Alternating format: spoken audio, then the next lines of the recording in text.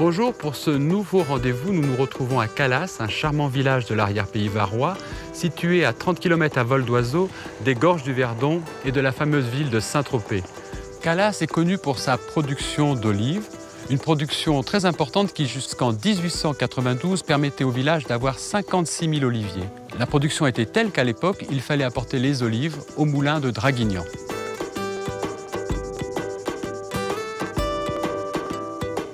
Calas est un village chargé d'histoire et parmi les monuments à voir, il y a la chapelle Saint-Auxile qui porte le nom du 3e évêque de Fréjus qui mourut en martyr en 480. Alors nous voici maintenant arrivés aux gorges de Pénafort, juste derrière moi le célèbre canyon que visitent et photographient chaque année des milliers de touristes. C'est ici qu'officie depuis plus de 20 ans le chef Philippe da Silva, un chef étoilé au guide Michelin. Il nous attend d'ores et déjà dans ses cuisines, il nous a préparé une recette, une raviole de foie gras, une recette de grand chef, assez simple à réaliser et je suis sûr que vous aurez beaucoup de plaisir à la faire. Je vous propose qu'on le retrouve tout de suite. Philippe da Silva, bonjour. On ne va pas faire de secret pour ceux qui nous regardent. On se connaît depuis très longtemps, je crois à peu près plus de 20 ans. Et je me souviens la première fois que je suis venu ici... 40 ans. Oh, arrête. Non, pas 40 ans. Ta cuisine depuis 20 ans, est-ce que tu penses qu'elle a évolué? Oui et non, parce que moi je travaille toujours les mêmes produits. Moi je travaille avec des produits de terroir. Ceci dit, j'emploie du beurre de Normandie, j'emploie du... La France est un grand terroir. Voilà, la France est un grand terroir, du veau du Limousin sur la mer, des choses comme ça, de l'agneau des Pyrénées. Donc on prend les produits, ils sont les bons produits, mais c'est certain que dans la région, on a des personnes autour de nous, dont Philippe Audat, qui est dans la plaine de l'Argence. Oui, qui est très connu, bien sûr. C'est quelqu'un qui nous fait des petits légumes, des anciens petits légumes. On a aussi la famille Vasotti qui nous fait les melons. On a d'autres personnes qui nous font les salades, Morphea par exemple.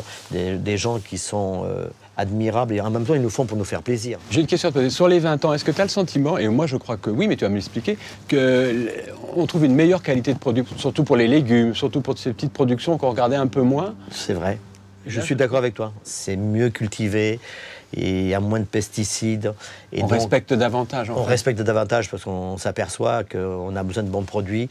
C'est vrai qu'aujourd'hui, on a de la chance, surtout nous ici dans le Midi.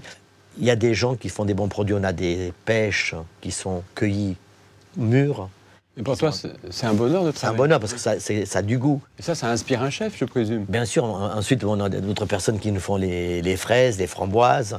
Et on a beaucoup de chance d'avoir des gens autour de nous, même si on a un petit jardin et qu'on a toutes les herbes, des petites fleurs qu'on met sur les salades, mais on a besoin des autres parce qu'on ne peut pas tout cultiver non plus. Dans ce type d'établissement haut de gamme comme le tien, les gens sont disposés à payer le prix de la qualité? Oui, bien sûr, ils sont disposés à payer le prix de la qualité. Disons, nous, on est un établissement, on a des prix qui ne sont pas très chers. C'est un choix qu'on a fait parce qu'on a une moyenne de 120 couverts jour, 130 couverts, ça dépend. Mais on donne, quelqu'un qui va prendre 2 plats, on va lui en mettre 4 plats, 5 plats. Quelqu'un qui va prendre 3 plats, on va mettre 6 plats, 7 plats. Ça dépend. Et ça me permet à moi d'avoir du poisson qui arrive tous les jours. La personne va commander un poisson, je lui vais mettre 3 ou 4 poissons. C'est ta marque de fabrique, la générosité. Oui, quand mais on en même pense temps, à toi... j'ai pas de perte. Donc j'ai un roulement de poisson tous les jours qui arrive et je fais plaisir aux gens. Et c'est le but? Et c'est le but, bien sûr. Tout à l'heure, tu vas nous présenter une recette à base de foie gras soulard. Oui. Je crois que c'est un des plats emblématiques de la maison. Comment est née cette recette? À un moment donné, on faisait des petits raviolis frits avec des épinards et du foie gras. Et en faisant ces raviolis, je les laissais tomber dans l'eau. Et comme je suis gourmand et j'avais un peu de sauce à côté avec de la truffe pour un poisson, et j'ai pris une cuillerée et j'ai mangé, tiens, c'est pas mal. Et là, j'ai mis un morceau de parmesan. Et je dis, tiens, c'est pas mal, ça râpe un petit peu, ça enlève ce goût de crème gras. Mais je mets de l'huile d'olive et j'ai trouvé que c'était fabuleux, qu'il y avait quelque chose qui se mélangeait, qui était vraiment... Oui, une belle onctuosité. C'était onctueux, c'était goûteux, c'était vraiment très bon en bouche. Bon, c'est un plat phare aujourd'hui. Même, j'ai un Américain qui a 2 ans, il a voulu que j'aille aux États-Unis pour lui faire 20 ravis de foie gras. Ah, comme quoi? Je suis parti à San Diego. pour lui faire des ravis de foie gras. Ben Philippe, je te remercie. Je te propose de te suivre en cuisine pour voir un peu comment tu nous prépareras ce plat. Tout à fait. Merci beaucoup. On y va? On y va. Alors Philippe, pour commencer, je suis déjà très heureux de te retrouver dans ces cuisines où je suis venu pour la première fois il y a 20 ans. Tu nous as préparé comme recette, dis-nous l'intitulé exact de la recette. C'est un ravi de foie gras aux truffes, parmesan et huile d'olive du Moulin de Calas. C'est tout un programme. Alors, présente-nous les ingrédients en détail. Alors les ingrédients en détail, il y aura du foie gras. Du foie gras de la maison Soulard, je vois ça. Soulard, tout à fait. Il y aura des épinards. Il y aura des truffes hachées avec la crème. Oui. Il y a de l'huile d'olive également, du parmesan qui est là. Voilà, la recette est toute simple. Et ma première question porte sur les truffes. Donc, ce sont des truffes d'été, j'imagine bien. C'est des truffes d'été, oui. Que peut faire la ménagère si elle n'en trouve pas? C'est très simple, elle prend des morilles sèches qu'elle fait tremper, qu'elle lave plusieurs fois pour bien enlever la terre. Ensuite, elle les met dans la crème à bouillir ou dans le jus de volaille. Et Même technique, même méthode. méthode, pareil, la même chose, mixée et on retrouve quelque chose qui est goûteux. D'accord. Donc, par quelle étape tu commences ta recette? Alors, on va faire d'abord suer les épinards à l'huile d'olive, salé poivré tout simplement. Et ensuite, on fera les raviolis et en même temps, on fera la sauce. On va faire des copeaux de parmesan. C'est tout simple. Et on va hacher également un peu de truffe au robot. Parfait. Ben, je te propose de commencer à faire suer les épinards. Voilà, on va les faire suer. Voilà. Voilà.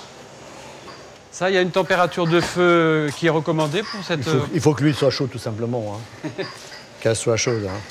On ne va pas en faire beaucoup parce que comme ça, on voit. Voilà.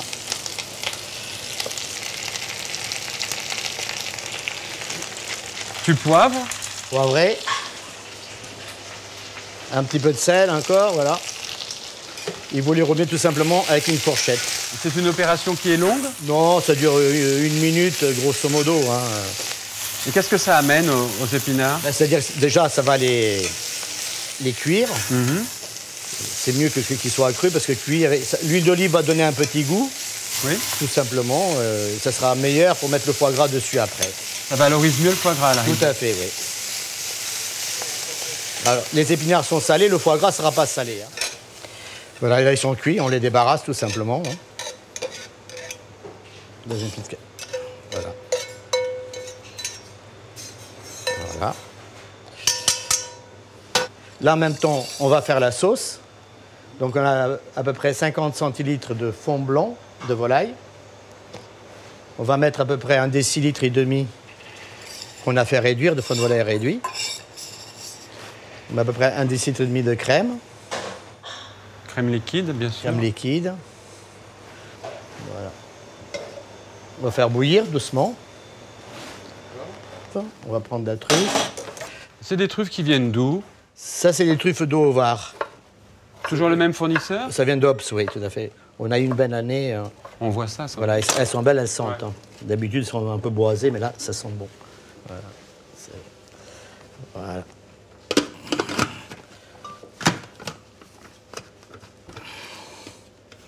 Donc là, tu haches les truffes, si je comprends bien. Oui.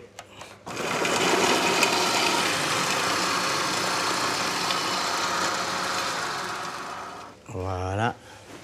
Donc ça, on peut le faire avec un petit robot ménager tout simple? Tout à fait, oui, voilà. Les truffes, on va les mettre avec la crème, à peu près 80 grammes de truffes salées, pas vrai. On rajoute un petit peu de sel. Je vais donner un petit coup de mixeur pour bien hacher la truffe.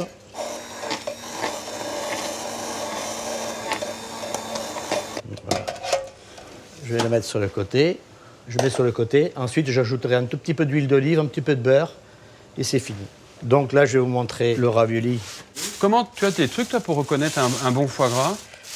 Ben, un bon foie gras, il faut qu'il soit souple, bien lisse. Donc là, on est bien d'accord que le foie gras est cru, hein? Il est cru, le foie gras. On coupe des morceaux.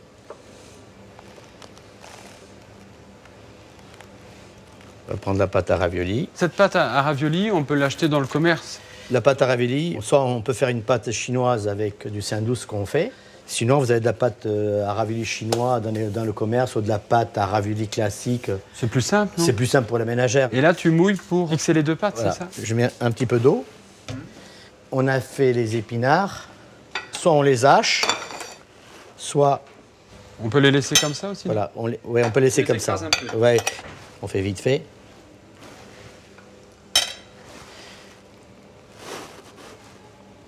Voilà. Je mets le foie gras. Ah, jusque-là, c'est assez simple. Et je remets le deuxième morceau par-dessus. Donc, il n'y a pas d'assaisonnement qui intervient là? Non, on ne met pas de sel parce que déjà les épinards sont salés. Ça suffit amplement. Voilà, je le coupe comme ça. J'enlève ça délicatement. J'enlève le morceau de surplus. Je reprends mon ravioli. Je le presse bien autour avec les petits doigts pour qu'il n'y ait pas d'air, qu'il soit bien collé.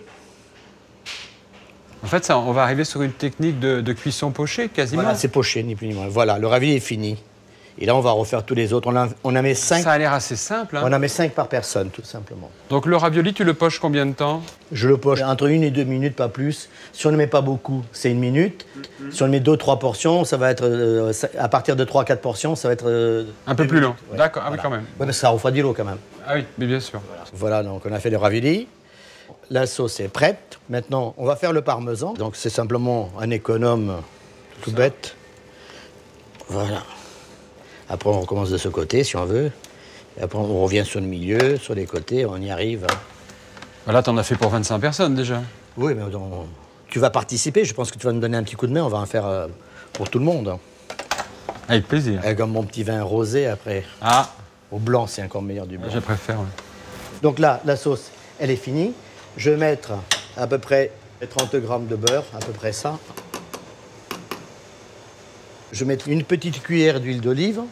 Est-ce que la qualité de l'huile d'olive a une incidence? Ah bien sûr, il faut que ce soit une bonne huile d'olive. Donc je mets toujours un petit peu d'huile d'olive du moulin de M. Berenguer. C'est du petit ribier. On va prendre les 5 raviolis. 2, 3, 4, 5. Ça, c'est la portion pour une personne. Hein? Oui, pour une personne. On va faire une personne comme ça. Voilà. On attend que l'eau, elle bout. Soit à ébullition. Il faut bien qu'elle bout l'eau, hein. Un bon brûleur, oui. Et elle bout là. 1, 2, 3, 4 et 5. Là, il n'y a pas beaucoup, donc en 1 minute, logiquement, c'est cuit. Le plus vous en mettez, donc le plus il faut cuire un peu plus longtemps. Là, vous voyez là. Là, ils sont jolis. Le foie gras est cru, donc ça poche simplement. Comme ça a l'air assez simple. C'est un jeu d'enfant. C'est de la pâte à modeler. Hein. Voilà. Vous voyez? Ah oui, le foie gras, il est cuit. Donc ça, on va le poser comme ça, Tu les poses les uns sur les autres. les uns sur les autres. C'est un millefeuille de ravioles. Oui, tout à fait, oui. Est-ce que je t'apporte la sauce? Non, Oui. tu la prends tout seul, tu es grand. Moi, je la prends tout seul. Hein. C'est un peu lourd, mais bon. Ah, excuse-moi. Alors là, voilà. Naturellement, c'est toujours généreux chez toi? Ouais. Mais là, je l'ai fait quand même pour au moins 5 personnes. Hein. Voilà.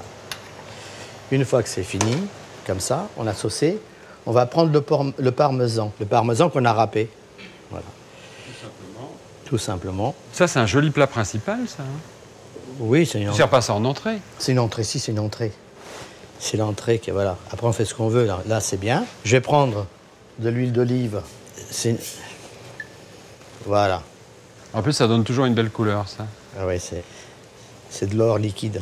Pour finir le plat, La mandoline. on prend une mandoline, on fait une julienne de truffe comme ça, tout simplement, des petits bâtonnets.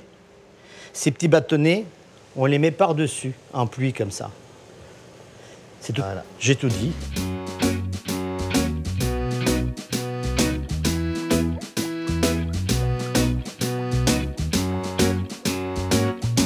Alors dis-moi, Philippe, ça a l'air délicieux. Est-ce que je peux goûter? Mais bien sûr, Bruno. J'avais déjà prévu les couverts. Et moi, j'ai prévu un petit blanc. Mais c'est le blanc de la maison, c'est la Ah famille oui, Garassin. Tout à fait, ça. c'est la famille Garassin, qui est un Saint-Julien, un coteau-varois. Et tu vas voir, avec ce petit ravioli, ça va être une merveille. Millésime 2013, je vois. Tout à fait. Voilà. Je goûte ton plat. Je le sens, il est bon. Hein. Je prends le plus de truffes possible au passage. Ah oui. Parce que c'est Attention, hein, c'est quand même toujours une expérience extraordinaire. C'est bon, hein. C'est même très très bon. Parfait. Voilà. Félicitations. Mais moi aussi, je vais boire un petit coup. On va trinquer à la santé des gorges de Pénafort, de l'hostellerie des gorges de Pénafort et des 4 étoiles. Oui, c'est vrai qu'on a 4 étoiles au niveau hôtel. Félicitations. Bon, Bruno, ça a été un Merci grand Philippe. plaisir de te recevoir. Et j'espère à bientôt À surtout. bientôt, Bruno.